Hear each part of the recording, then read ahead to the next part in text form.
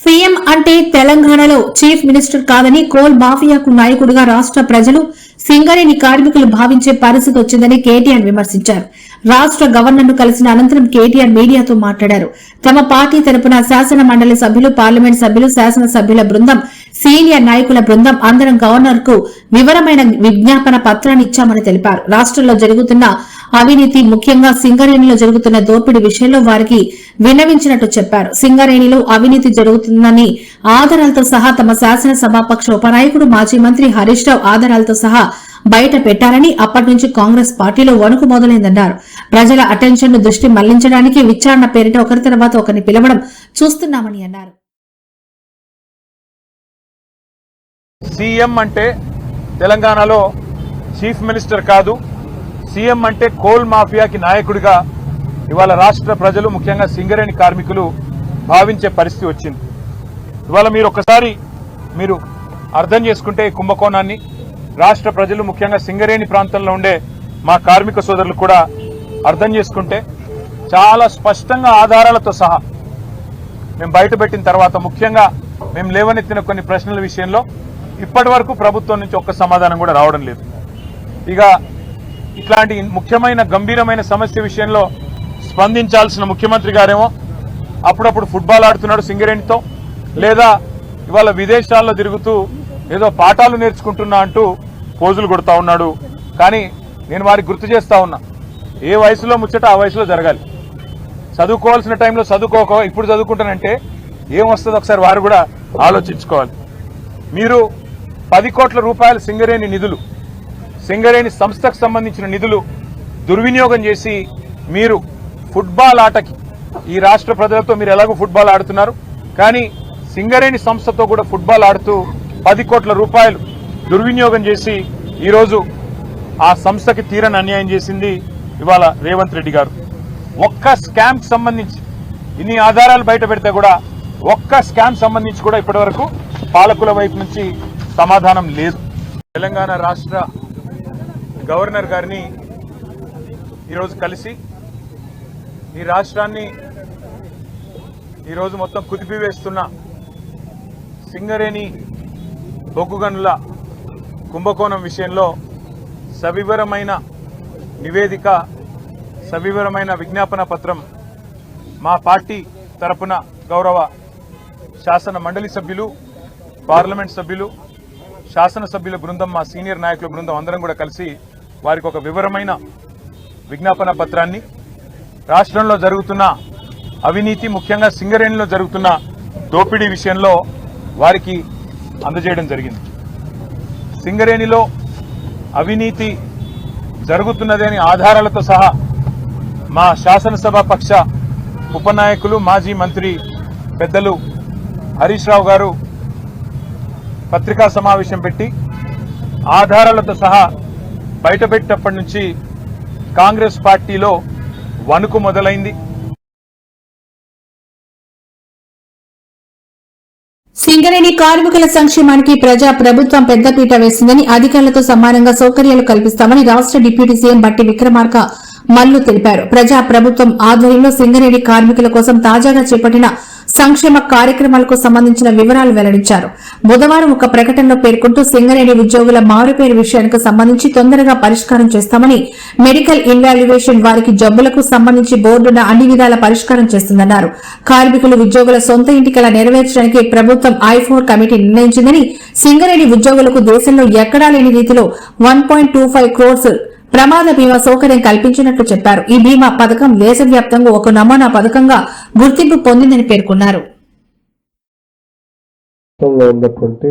Physically challenged కుటుంబాల్లో ఉన్నటువంటి కుటుంబ పెద్దలకి, అట్లాగే ఆ కుటుంబాల్లో ఉన్నటువంటి పిల్లలు కానీ దాంతో ఇబ్బంది పడుతున్నటువంటి వాళ్ళకి కానీ ఈ ప్రభుత్వం ప్రజాప్రభుత్వం, ప్రజల కోసం పనిచేసేటువంటి ప్రభుత్వం. రాష్ట్ర ముఖ్యమంత్రి రేవంత్ రెడ్డి గారితో సహా కేబినెట్ లో ఉన్న ప్రతి మనిషి మానవత్వంతో ఆలోచన చేసి నిర్ణయాలు తీసుకునేటువంటి ప్రభుత్వం ఇది. ఈ ప్రభుత్వం ఉన్నంతకాలం మీకు ఎటువంటి ఇబ్బంది లేదు. మీకోసం నిత్యం ఈ ప్రభుత్వం ఆలోచన చేస్తూనే ఉంటుంది, ఆశ్రయం ఉంటూనే ఉంటుంది. భవిష్యత్తులో కూడా ఇంకా కొన్ని కార్యక్రమాలు చేయాలనేటువంటి ఆలోచన చేస్తున్నా, అవి కూడా పూర్తి చేస్తామని ఈ సందర్భంగా మీ అందరికీ నేను హృదయపూర్వకంగా నూతన సంవత్సరం సంక్రాంతి శుభాకాంక్షలు కూడా తెలియజేస్తూ ఇచ్చినటువంటి ఈ అవకాశాలను అందిపుచ్చుకొని జీవితంలో మీరు బాగా ఎదగాలని మనస్ఫూర్తిగా కోరుతూ సమాజంలో మనతో పాటు సమానంగా అదృష్టమో దురదృష్టమో అందరితో సమానంగా అన్ని అంగాలతో పుట్టలేనటువంటి వాళ్ళు ఆదరించాల్సిన బాధ్యత ఈ సమాజం పైన మన పైన ఉందన్నటువంటి బాధ్యతతోనే ఈరోజు మనకంటే ఎక్కువ అవకాశాలు వాళ్ళకి కలిగించాలి, ఆసరా అందించాలి. అలా ఆసరా అందించి వాళ్ళు చేయించి మీకు ఇబ్బంది ఉన్న తెలంగాణలో మరో ఎన్నికల నగారం మోగింది. రాష్ట్రంలోని 7 మున్సిపల్ కార్పొరేషన్స్ 166 మున్సిపాలిటీలకు ఎన్నికల షెడ్యూల్ విడుదలైంది. ఇవాళ ఎస్ఈసీ రాణి కుముదిని మీడియా సమావేశం ఏర్పాటు ఎన్నికల నోటిఫికేషన్ షెడ్యూల్ కు సంబంధించిన వివరాలు వెల్లడించారు. ఫిబ్రవరి 11న పోలింగ్ నిర్వహించి ఫిబ్రవరి 13న ఓట్ల లెక్కింపు చేపట్టి ఫలితాలు వెల్లడించినట్టు తెలిపారు. రాష్ట్ర వ్యాప్తంగా ఒకే దఫాలో ఒకే రోజున ఈ ఎన్నికలు నిర్వహించబోతున్నామని, రీపోలింగ్ ఎక్కడైనా అవసరం ఉంటే ఫిబ్రవరి 12న నిర్వహించి మిగతా అన్ని స్థానాలతో పాటు ఓట్ల లెక్కింపు చేపడతామన్నారు. మున్సిపల్ ఎన్నికల షెడ్యూల్ ప్రకటించిన నేపథ్యంలో తక్షణమే రాష్ట్రంలో ఎన్నికల కోడ్ అమల్లోకి వస్తుందని స్పష్టం చేశారు. ఫిబ్రవరి 16న మున్సిపల్ కార్పొరేషన్లకు మేయర్, డిప్యూటీ మేయర్స్, మున్సిపాలిటీలో చైర్మన్, వైస్ చైర్మన్ పర్సన్ల ఎన్నిక ఉంటుందని తెలిపారు. ఈ ఎన్నికల్లో మొత్తం 52,43,000 మంది ఓటర్లు తమ ఓటు హక్కు వినియోగించుకోబోతున్నారని అన్నారు.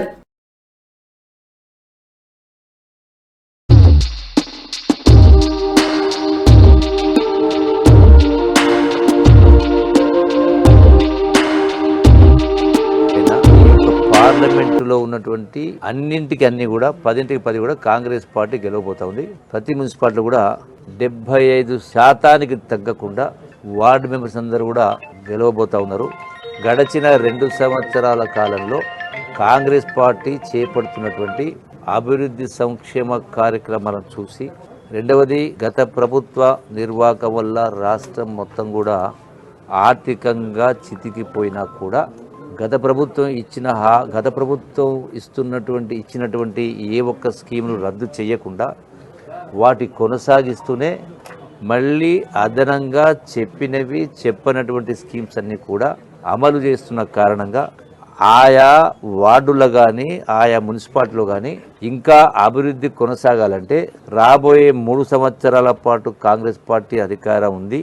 ఆ తదనంతరం మళ్ళీ ఒక 5 సంవత్సరాలు కూడా కాంగ్రెస్ పార్టీ అధికారులకు వస్తుందనేటువంటి విశ్వాసం ప్రజల్లో ఉంది. అందుకని వార్డులు అభివృద్ధి చెందాలన్నా, మున్సిపాలిటీలు అభివృద్ధి చెందాలన్నా ఇప్పుడు ఈ మున్సిపల్ ఎన్నికల్లో కూడా 100కు 100% కాంగ్రెస్ పార్టీ ఘన విజయాన్ని సాధించబోతా ఉంది. రిపోర్ట్స్ కూడా ఉన్నాయి, అంటే ఇంటెలిజెన్స్ రిపోర్ట్స్ కావచ్చు, సర్వేస్ కావచ్చు, అట్లాగే మా యొక్క నాయకుల కార్యకర్తల ఉత్సాహం కూడా అట్లాగే ఉన్నది.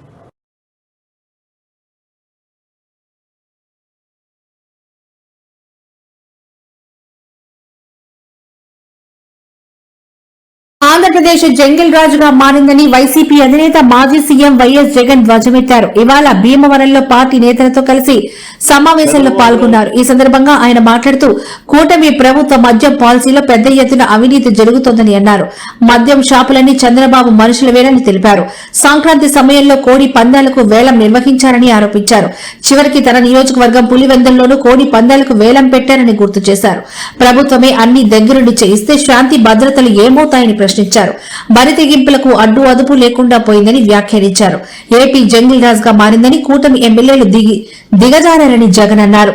ప్రభుత్వ ఉద్యోగిని రైల్వే కోడూరు ఎమ్మెల్యే వేధించడం సిగ్గుచేటని అన్నారు. ఇక మంత్రి వాసంశెట్టి రికార్డింగ్ డాన్సులు చేస్తున్నారని ఎద్దేవా చేశారు. ఇలా చంద్రబాబు, లోకేష్ అండతో ఎమ్మెల్యేలు ఎవరికి వారు విచ్చలవిడిగా ప్రవర్తిస్తున్నారని ఫైర్ అయ్యారు. గతంలో టీడీపీ ఎమ్మెల్యేలు కూన రవికుమార్, కోనేటి ఆదిమూలం కూడా ఇలాగే చేశారని గుర్తు చేశారు.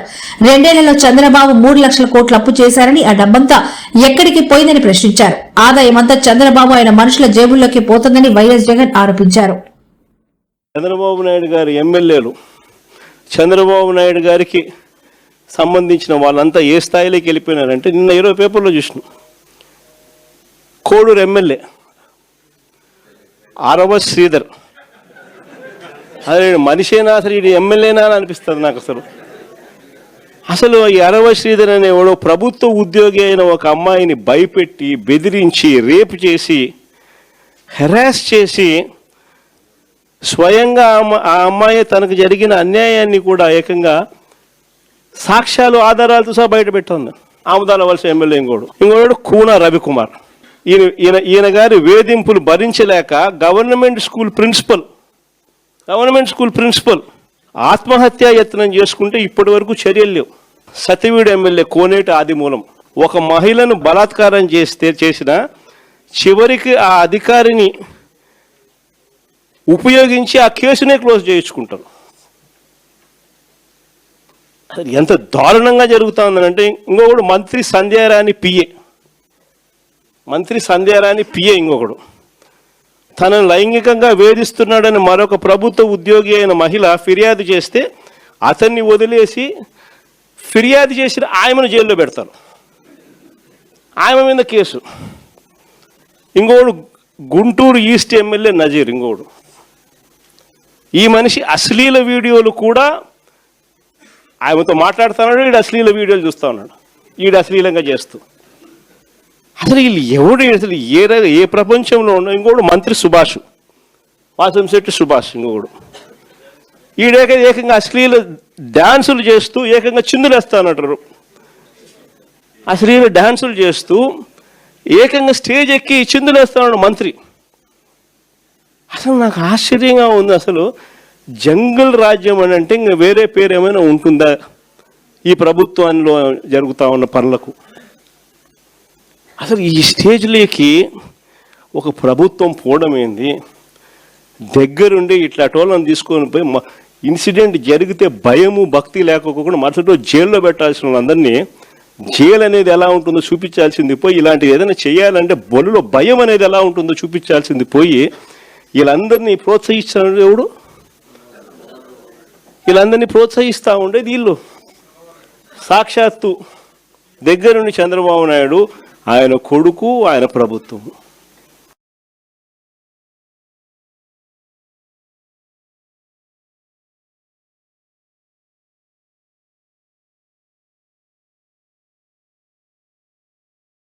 కడప జిల్లా రైల్వే కోడూరు జనసేన ఎమ్మెల్యే అరవ శ్రీధర్ ఎపిసోడ్ రాష్ట్ర వ్యాప్తంగా సంచలనంగా మారిన విషయం తెలిసిందే. తనను ఎమ్మెల్యే అరవ శ్రీధర్ లైంగికంగా వేధించారని ఆరోపణలు చేసిన బాధితురాలు అసలు జరిగిన విషయమంతా తాజాగా తెలిపారు. నేను నా బాబు మాత్రమే ఉండడం ఆయనకు ఆసరాగా అయింది. బలవంతపు రిలేషన్షిప్ ఎందుకని ప్రశ్నిస్తే బెదిరించారు. గర్భం వస్తే తీయించుకోమని చెప్పారు. ప్రెగ్నెన్సీ తీయించుకోరని చెప్పినందుకు ఒకరోజు రాత్రి మా ఇంటికి వచ్చి నన్ను కొట్టారు. ఆయనతో ఉండాలంటూ నన్ను చాలాసార్లు బెదిరించారు. నా భర్తకు విషయం తెలిసి మా బాబును తీసుకెళ్లారు. ఎమ్మెల్యేకు టెలిగ్రామ్ లో మెసేజ్ చేశారు. 2 రోజులు మాట్లాడారు. ఆ తర్వాత న్యూడ్ ఫోటోలు పంపించమని అడిగారు. రైల్వే కోడూరు ఎమ్మెల్యేనంటూ నన్ను బెదిరించారు. నీ ట్రాన్స్ఫర్ ప్రమోషన్ అన్ని నా చేతిలోనే ఉంటాయని బెదిరించారు. మా ఇంటికి వచ్చి నన్ను వాహనంలో తీసుకెళ్లారని తెలిపారు. నేను అరవ శ్రీధర్ రైల్వే కోడూరు జనసేన పార్టీ ఎమ్మెల్యేగా ఉన్నాను. ఈరోజు మార్నింగ్ నుంచి ఏదైతే నా మీద తప్పుడు ప్రచారం, అదేవిధంగా తప్పుడు ఫేక్ డీప్ వీడియోలు ప్రచారం చేస్తున్నారో దానికి నేను సూటిగా వాళ్ళనే క్వశ్చన్ అడుగుతున్నాను. నేను 2021 నుంచి సర్పంచ్ గా 3 years కంటిన్యూగా సర్పంచ్ గా పనిచేశాను. సర్పంచ్ గా పనిచేసేటప్పుడు నా విలేజ్ లో కావచ్చు, లేకపోతే పక్క పంచాయతీలు కావచ్చు, మండలంలో కావచ్చు, ఏ రోజైనా శ్రీధర్ ఇలాంటి తప్పులు చేస్తాడు, శ్రీధర్ పలానా తప్పులు చేస్తాడు, తప్పుడు వ్యక్తి అని నిరూపించండి. అదేవిధంగా ఈరోజు మా జనసేన పార్టీ అధ్యక్షులు శ్రీ గౌరవ ఉప ముఖ్యమంత్రి కళ్యాణ్ సార్ దగ్గర ఆయన అడుగుజాల్లో నడుస్తూ ఆయన పనితీరుపై దృష్టి పెట్టి ఆయన ఎట్లయితే ప్రజలకు సేవ చేస్తున్నారో అంతటికన్నా కొంచెం ఆయన దాంట్లో 1% ప్రజలకు సేవ చేస్తూ నా రైల్వే కోడూరు నియోజకవర్గంలో నేను పని చేస్తుంటే నాపైనే ఈ విధంగా దుష్ప్రచారం స్టార్ట్ చేయడం జరిగింది. ఏదైతే నేను ఈ videos fake deep videos morning నుంచి ఫేక్ అని చెప్తున్నారో దానికి నేను సూటిగా మరొకసారి వాళ్ళని అడుగుతున్నాను. నేను డైరెక్ట్గా వెళ్ళా వాళ్ళ ఊరికి. మా ఊరు నుంచి 12 kilometers దూరం ముక్కవారిపల్లికి సార్తో మాట్లాడడానికి వెళ్ళాను అనమాట. అంటే ఇతన్ని ఎమ్మెల్యేగా నిలబెట్టిన అతను ముక్క రూపానంద రెడ్డి అనేసి ఉన్నారు. ఆయన్ని కలవడానికి వెళ్ళాను. ఇతన్ని కలిసి ఏంటి అనేసి అడగడానికి వెళ్ళాను. వాళ్ళెవ్వరూ నాతో మాట్లాడడానికి రెడీగా లేరు. ఈవెన్ వాళ్ళందరికీ ఎప్పటి నుంచో ఈ విషయం తెలుసు. నేనే 1.5 years నుంచి కన్వే చేస్తున్నా ఏంటని. వాళ్ళ పేరెంట్స్కి కానీ, ముక్క రూపానంద రెడ్డికి కానీ, వాళ్ళ వైఫ్ కానీ అందరికీ నేను చెప్పుకుంటూ వస్తున్నాను. పోలీస్ కంప్లైంట్ ఫస్టే ఇవ్వచ్చు, కాకపోతే ఇప్పటికీ నా కంప్లైంట్ తీసుకోలేదు ఎస్పీ ఆఫీస్లో తిరుపతిలో. ఇంత జరిగిన తర్వాత కూడా నేను ఎస్పీ ఆఫీస్కి వెళ్తే అక్కడ ముందే ఇన్ఫర్మేషన్ ఉందంట ఈ అమ్మాయి కంప్లైంట్ తీసుకోకండి అనేసి. ఇక్కడ కోడూరులో పోలీస్ స్టేషన్కి వెళ్తే వాళ్ళమ్మ నా మీదే ఎఫ్ఐఆర్ ఫైల్ చేసిందంట. నేనేదో బ్లాక్మెయిల్ చేస్తున్నాను అతన్ని అనేసి. ప్రూఫ్స్ లేవు. వాళ్ళ సేఫ్ సైడ్ వాళ్ళు చూసుకుంటున్నారు. నన్ను మీట్ అవ్వడానికి ఎవ్వరూ రెడీగా లేరు. ఎన్నోసార్లు వెళ్ళా. మా మావయ్య కూడా వచ్చారు, మా మావయ్య భాస్కర్ ఆయన కూడా వచ్చారు. ఆయనతో పాటు వెళ్ళానమాట. వాళ్ళు పెద్ద వాళ్ళు వచ్చినా కూడా, మా తరపున వాళ్ళు ఎవరు వచ్చినా కూడా వాళ్ళు మాట్లాడడానికి రెడీగా కూడా లేరు.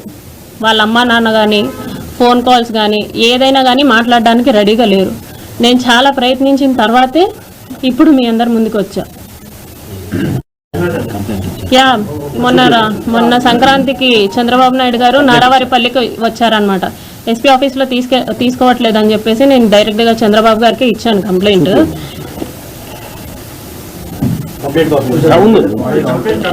ఇస్తా జస్ట్ చూపించేస్తాను. అంటే ఇంతవరకు చెప్పలేదు.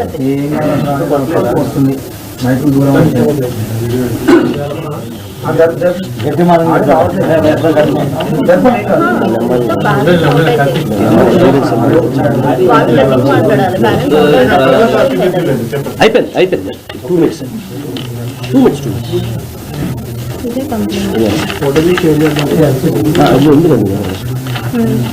ఇది కాపీ అది కదా. అంటే మీకు అంటే కంప్లైంట్ ఊనే చూపించడానికి కంప్లైంట్ ఏమి ఇచ్చారు జస్ట్ చూపిస్తున్నాను అంతే. ఓకే ఏమన్నారా గ్రీవెన్స్ నెంబర్ ఇచ్చారండి నాకు. నెంబర్ చెప్పండి ఎంత మీ దగ్గర. గ్రీవెన్స్ నెంబర్ కూడా చెప్పండి.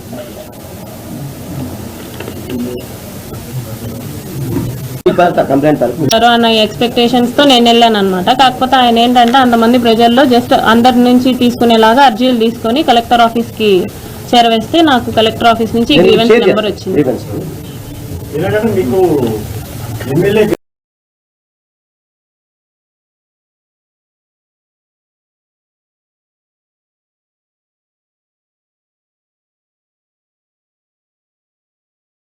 ఏపీ సీఎం నారా చంద్రబాబు నాయుడు అధ్యక్షతన బుధవారం వెలగపూడి సచివాలయంలో జరిగిన రాష్ట మంత్రివర్గ సమావేశం పలు కీలక నిర్ణయాలకు వేదికైంది.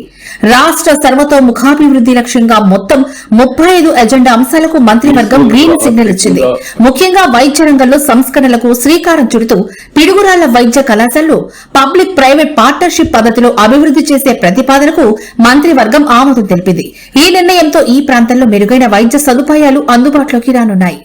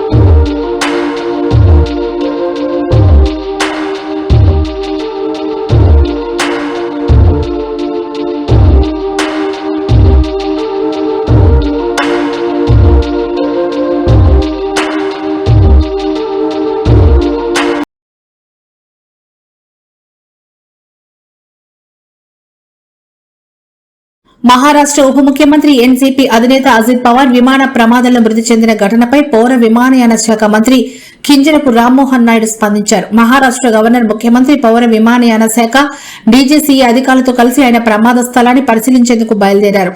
ఈ నేపథ్యంలో మాట్లాడుతూ సరైన వెలుతురు లేకపోవడమే ప్రమాదానికి కారణమని ప్రాథమికంగా తేలిందన్నారు. ఎయిర్ ఇండియా పైలట్ మీను వాడియా ఈ ప్రమాదంపై స్పందిస్తూ సరైన వెలుతురు లేకపోవడం వల్లే పైలట్ అత్యవసర ల్యాండింగ్ కోసం అడిగారని అన్నారు. వెలుతురు సరిగ్గా లేకపోవడంతో మొదటిసారి ఆయన ల్యాండింగ్ కు ప్రయత్నించి విఫలమయ్యాడని, రెండో ప్రయత్నంలో ల్యాండ్ అయ్యే సమయాలని విమానం కూలిపోయిందని తెలిపారు.